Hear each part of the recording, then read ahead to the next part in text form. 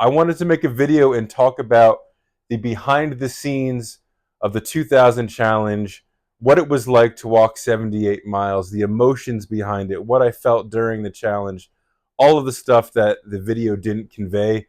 And I just thought it would be really cool to sit down and talk about that and tell you guys what I experienced. So we'll go through all of it in chronological order. I will try to be the best storyteller that I can be and fill you in on every detail. So, real quick recap, I created the 2000 challenge where I attempted to walk 78 miles from Dover, New Jersey to Kensington, Philadelphia in under 2,000 minutes to try to raise $20,000 to get somebody off the streets. The reason being, I'm in recovery. I had 2,000 days sober, and I feel passionate about helping other people in recovery. And Kensington is one of the hardest hit places, and I figured I could bring attention to this crisis and highlight the beauty of recovery by doing a ultra marathon walk 78 miles straight over the course of 2,000 minutes, which is 33 hours. And I did end up completing it. So I trained for 5 months, and I did 60 to 70 mile weeks.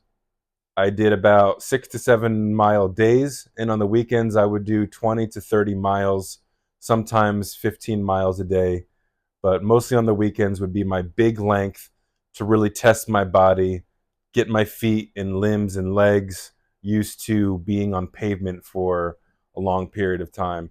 And to be honest with you, when I first set out with the 2000 challenge, it seemed very possible. To walk 78 miles seemed really possible. And then the more that I trained, the less possible it felt.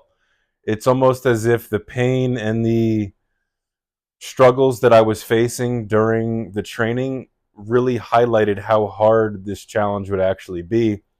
And I started to lose a little bit of faith in myself. I had too much confidence, one could say, without any prior ultramarathon experience. Other than painting, I've pretty much lived a life not on my feet. I go to the gym, but never worked out my legs. So my lifestyle had come to really test me. And I believe that if I hadn't trained those 5 months as hard as I did, I couldn't have done it. So that 5 months was really excruciating a lot of the times, feet hurting.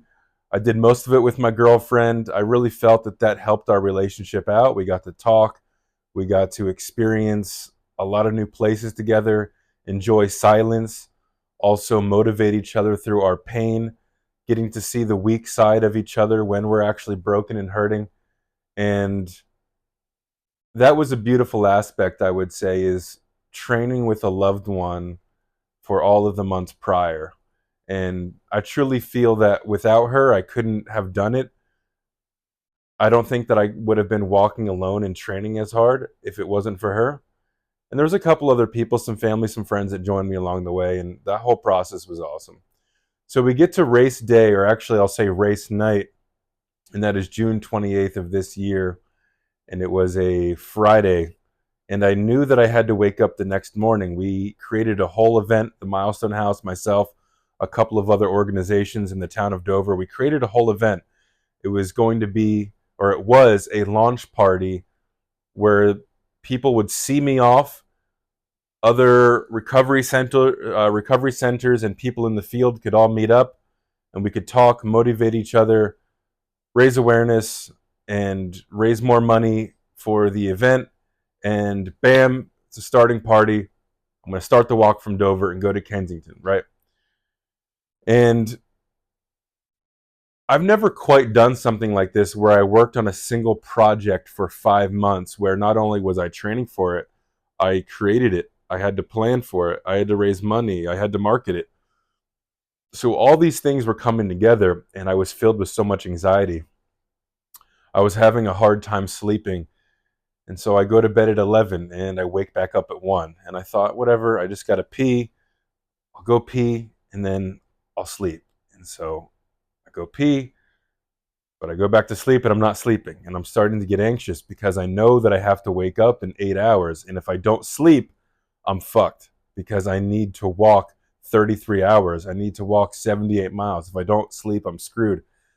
So it started to become a expectation, and I felt pressure that I had to sleep. And you can't sleep if you're feeling like sleep is a task or something that you need to accomplish. So I was putting unnecessary stress on myself. The time kept clicking, kept clicking. I wake up, or not I wake up, I look at the clock again after I was tossing and turning, had my eyes closed. I look at the clock and it's 4 a.m. And then I thought, I need to take a melatonin, because if I don't take a melatonin, I'm not going to get any sleep at all. So I take 5 milligrams melatonin, and it's a Walmart melatonin. So I just feel anxious. I feel uncomfortable. Now I can't sleep. And I finally like blink my eyes and it's 8 a.m. I have to get up. And this feeling was awful. The feeling that I had trained for something for 5 months and I couldn't even sleep the night before. I felt like I had thrown it all away. I remember my girlfriend got up the day of and she was so excited and she was trying to encourage me and tell me, it's your big day. Are you excited? And I almost cried. I told her I didn't sleep a single minute. I only slept 2 hours. And then since 1 a.m., I've been awake, and so much dread and anxiety poured over me. I felt as though I ruined it. All that 5 months, all the money raising, all the planning was for nothing. I was going to show up on the day of my race a complete wreck, underslept and miserable. And that first hour or two was awful. I just had to pray. I couldn't eat. I was so anxious.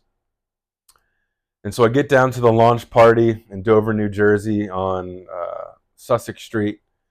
And it's cool. There's way more people than I could have ever imagined. Friends, family, recovery people, different organizations, the town of Dover.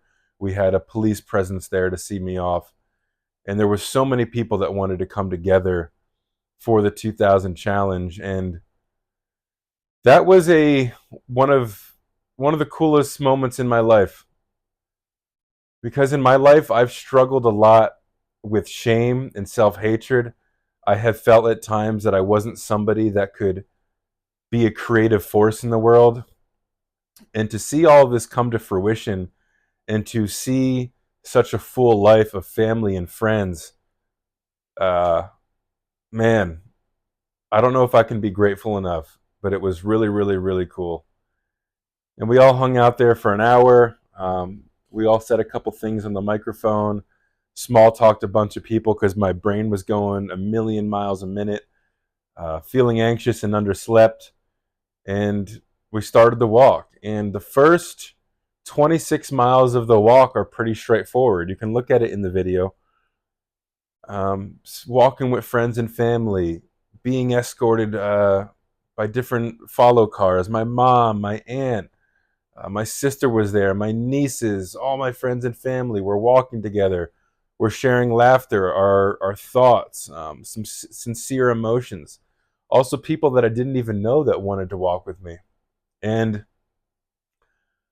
I barely felt any pain or exhaustion those first 8 hours, the first 26 miles, because I was just fueled by pure friendship, talking, laughter, and I kind of blinked my eyes and it was 9 p.m. or 8 p.m. We left Dover around 11 a.m. And that's when the challenge started, around 11 a.m., June 29th. And I walked till the following day, 7 p.m., June 30th. But after the first 8 hours, it started to get dark at about 8 p.m., and we arrived at our first third of the whole race at the 26-mile checkpoint. Friends met us there. We refueled with burgers. And that's when the challenge really started to feel real, because my feet were hurting by the end. I had to take a cowboy shower in the bathroom, wiped myself off with a bunch of water, used hand soap to kind of wipe my balls and butt and, and my armpits. And thank God we walked fast, because we were there for about an hour. But I'm glad that bathroom break and the cowboy shower and the burgers, I'm glad for that, because it really helped me refuel. And it was nighttime by that point. So I put my headlamp on. It started to rain, so we put the ponchos on, and we left. It was called the Rockaway Reformed Church at about 10 p.m., maybe 9 p.m. It was dark and raining, and we were still in a good mindset at that point. And we were with a gentleman named Mario. And in about an hour or two, another friend, Anthony, joined us in the middle of the night. And I'd say the first 2/3 of that were pretty good mentally as well. We're sharing laughter. We're getting to know Mario and Anthony a lot better. My girlfriend's talking with them. I'm talking with them. Me and my girlfriend are talking. And we all sort of took turns being one on one with each other because over the span of 33 hours, there's only so much that you can say at certain times. So we kind of took turns talking to each other. And because it was raining, I wasn't able to film so much. And because it was raining, I had to change my socks 3 or 4 different times to sort of avoid blisters. And yeah, we got through it pretty good. I'd say around mile 40, our feet really started to hurt around 3 a.m. June 30th, or you could say 3 a.m. that night, but it's technically Sunday morning. So around 3 a.m. Sunday morning, you started to feel the pain. So we took a combination of maybe one ibuprofen, one Tylenol, or one aspirin. I forget what exactly. And we would only do that every couple hours, not to make our stomachs upset. And that would mitigate the pain. And the more that you talked and the more that you just sort of settled into walking, it didn't hurt so bad. But once the sun started to come up, we were maybe 4 or 5 miles outside of Trenton, and we were pretty much snaking south down Jersey to head to Washington Crossing Bridge so we could cross over into Pennsylvania, because that was one of the places that we were legally allowed to cross. And so at this point, it was 6 a.m. and the sun was coming up, and my feet were hurting. I had really bad nutrition. All of the months leading up to the challenge, I was practicing eating empanadas. It sounds so funny to say practicing eating empanadas as if like it's hard to eat empanadas. They're delicious. But we had eaten them so often and we were used to eating them warm. We weren't used to the empanadas being cold on the day of the race. And so it was really hard to consume stale, cold, hard empanadas.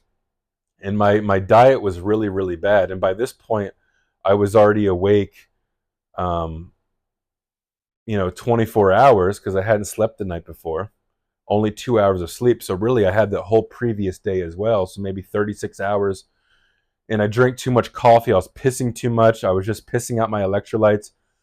It's a fine balance of intake of water and electrolytes. You drink too much or have too much caffeine. Now your heart's racing. You're peeing too much. And I didn't account for how badly the caffeine would mess me up. So I'd say around 5 to 7 a.m., I suffered badly. You can see it in the video. My eyes were gaunt, my face, and I just had to walk really slow. And what was weird about it is the last time that I was awake for that long was during my active addiction. And I kind of had a flashback of guilt correlating being awake with active addiction. And I felt as though it was wrong for me to be awake.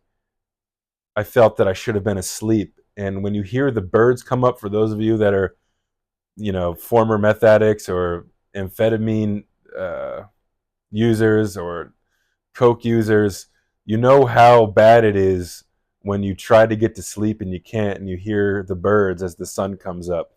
That feeling of shame. Like, everyone else is living life, they're going to work, and there you are, a junkie and a crackhead that stayed up all night.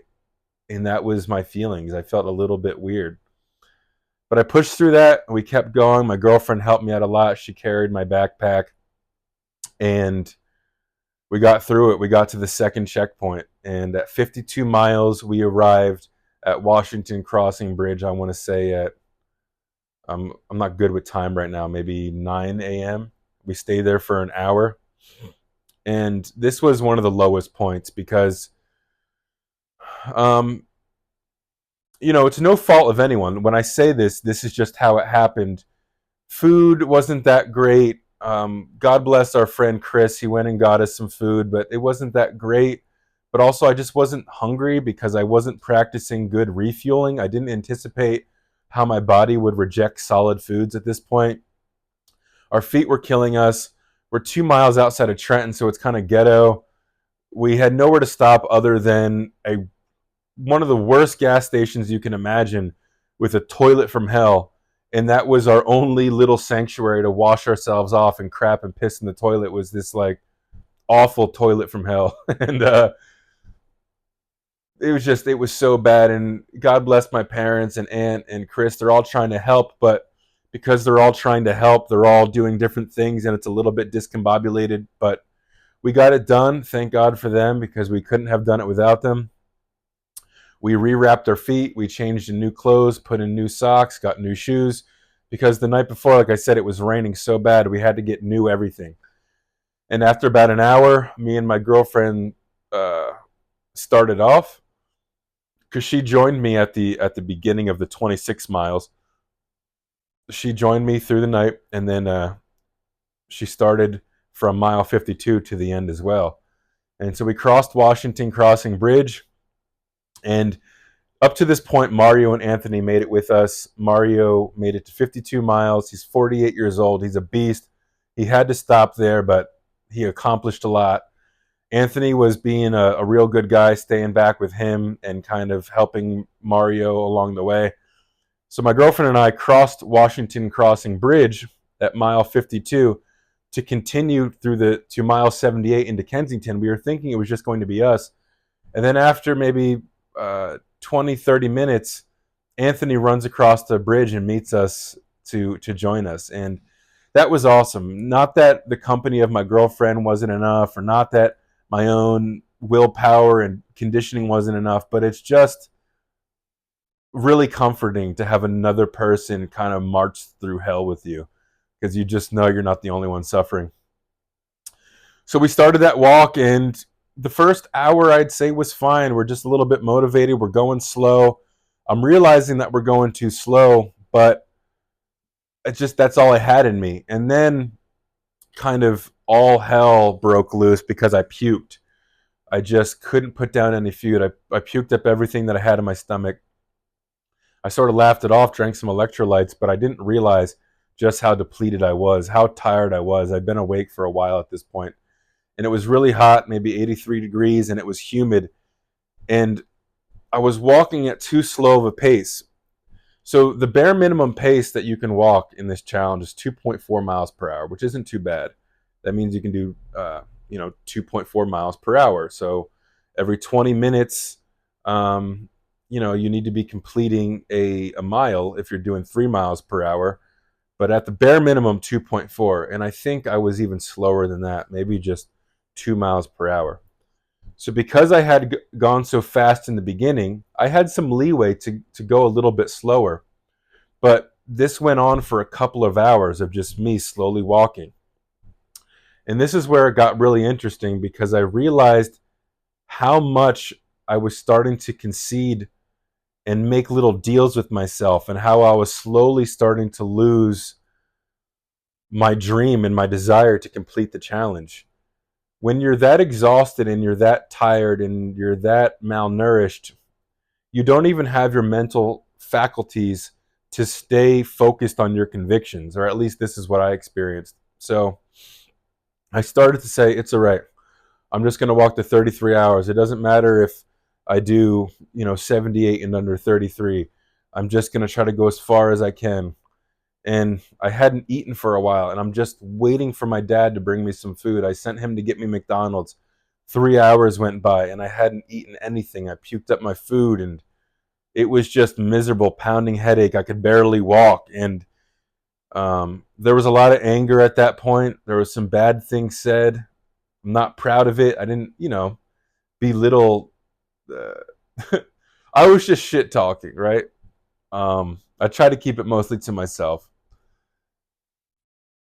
And I just kept walking, though. And thank God for Anthony and Geraldine and my dad. Eventually, I got fed.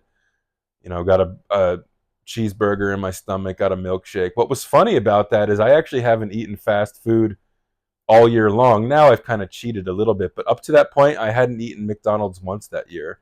I used to be a Taco Bell fiend. I haven't had Taco Bell in 2 years. And I just knew, though, that I could eat McDonald's. McDonald's saved the day. I couldn't do empanadas. I couldn't do granola bars. But a fucking McDouble and a milkshake was what saved the day.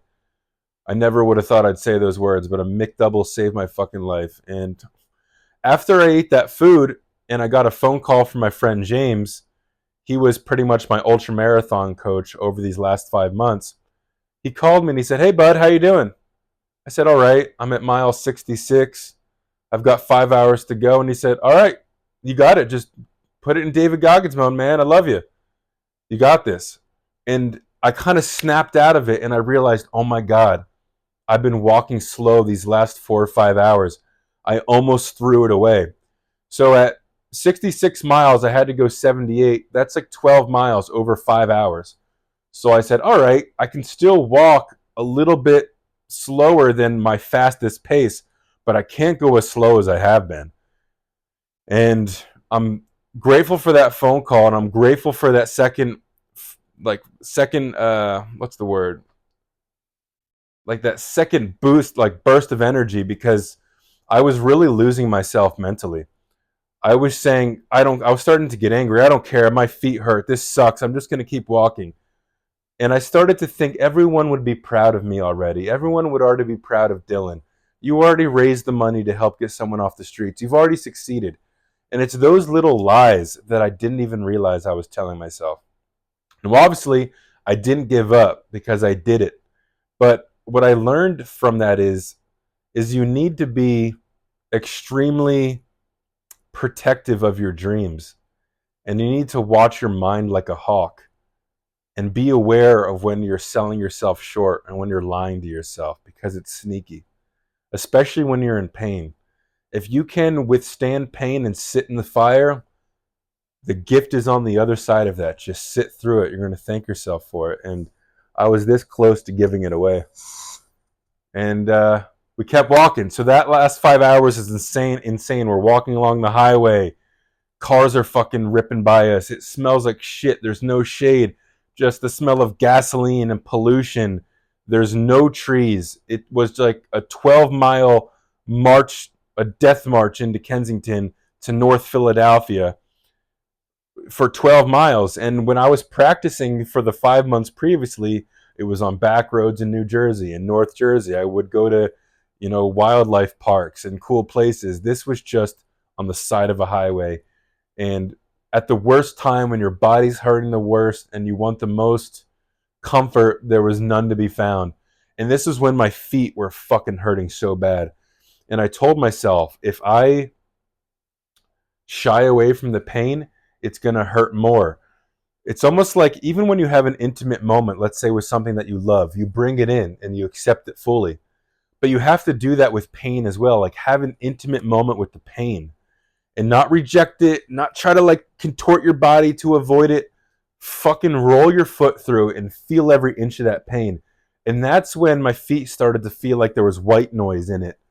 And the pain went from excruciating to this sort of hot melting feeling in my feet. And so I just embraced the pain and I put my poles down and I just death marched it. And for those 4 hours, that was pretty much all it was. And then the last hour before we get to the checkpoint and all of my dreams come true, it pours rain, dumps rain like nothing I've ever experienced, like a torrential fucking downpour.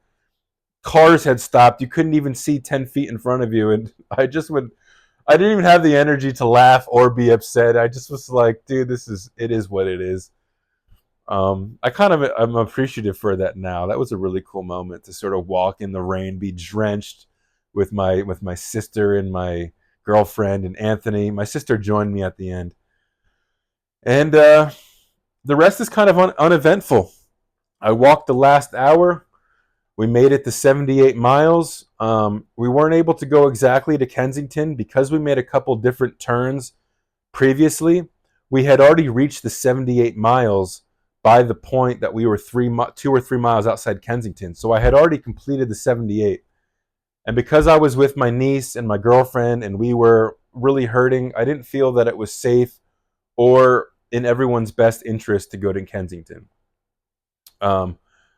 So we ended up stopping in North Philly, just 2 miles outside of Kensington, and we stopped at the St. James Lutheran Church, where we had a mini celebration for myself, my girlfriend, Anthony, everyone that participated, my mom, my dad, my brother-in-law, my sister, my nieces, other Chris, people from Milestone, people from a recovery center called God, it slipped my brain, but they're on Kensington Ave. They met us there as well. Just a little reception, and to be honest, um, I just was so kind of happy that it was over. I was too tired to feel accomplished. Um, but one thing that was really candid is there is a little video that shows as soon as I finished it, they asked me, how do you feel? And I reflected on this main feeling that I had during the challenge is around mile 46 at that bad point that I was telling you about early in the morning Sunday at 3 a.m. I had cried with my girlfriend. We had a really sincere moment. And I realized, I guess when you're so broken, you don't have the defenses and the ego walls to sort of protect yourself of how you truly feel or how you truly think. So when I was so broken physically, all my walls were down emotionally and spiritually as well. And I was able to just, not that I don't tell her this anyway, but I was just able to tell her, I love you so much. And I also was able to reflect on how sometimes the people that I love in my life, I don't fully see them. I don't acknowledge their existence fully because I'm in my own self-centered narrative in life. I'm stuck in my head. I'm selfish. I'm worried about my life and my issues and my money and my goals. And it was through walking and being in so much pain that it was almost like a pain ritual that allowed me to consider things spiritually. It sounds strange, but almost the marathon was more of a spiritual sabbatical. And I just realized, my God, there's so many people that are here to support me in this challenge. And I hope I never miss another moment again to love them, because this life is so fragile, it's so short, it's so temporary. And every moment that I waste stuck in self-centeredness is a moment wasted that I could have loved and really seen the people that I care about. And yeah, the words that I used specifically was I feel like I lose people in the backdrop. If you just, for an example, you can, whoever's watching this, when you're just looking out into the world, you kind of pay attention to where your priorities are. And if you're self-centered, it's mostly internal. You're kind of in this narrative. I mean, you see things, but you don't really see them. You're not present.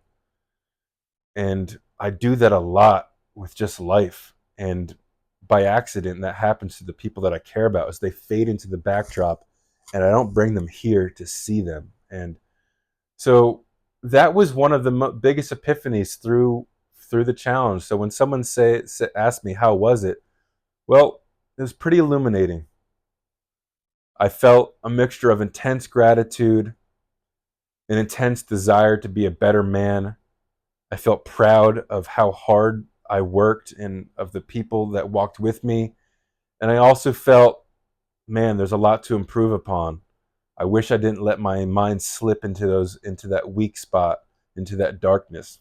But I think it was truly what I wanted deep down in my heart, was just an opportunity to really experience every single emotion, good, bad, ugly, happy, triumph, defeat.